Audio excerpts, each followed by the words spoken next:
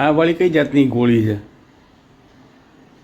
આ શેતુર તોડી આવેલા ને તમે લોકો, એની ગટાગટ એટલે દ્રાક્ષાદી બેટી આવે છે ને એવી મસ્ત મજાની શેતુરની ગોળીઓ.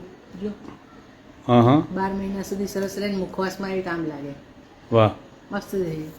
શેતુરની ગટાગટ માટે કાળા અને ગળ્યા શેતુર લેવા, જેથી ગોળ ઓછું વપરાય. તમને ખાટા ભાવતા હોય તો પણ બનાવી શકો છો, પણ એમાં ખાંડ વધારે જશે. શેતુરને પાણીમાં બરાબર ધોઈ કપડા ઉપર કોરા કરી લેવા, ત્યારબાદ બ્લેન્ડ કરી અને પલ્પને તમારે ગાળવું હોય તો ગાળી શકો. મેં સીધું જ રાખ્યું છે. 1 કપ પલ્પમાં 5 કપ ગોળ ઉમેરી સતત હલાવું. ગેસ ફાસ્ટ રાખશો તો ગોળ ઝડપથી બળશે અને મિશ્રણમાં બળેલાની વાસ આવશે, એટલે ખાસ ધ્યાન રાખવું.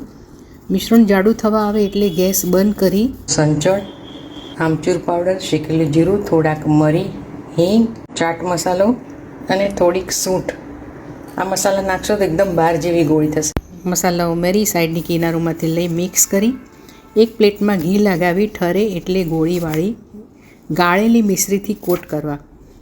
મિશ્રી ઉમેરવાથી એકદમ છૂટા છૂટા રહેશે અને કાચની એરટાઇટ બરણીમાં ભરી 12 મહિના સુધી તમે બહાર સાચવી શકશો. Thank you for watching. Enjoy.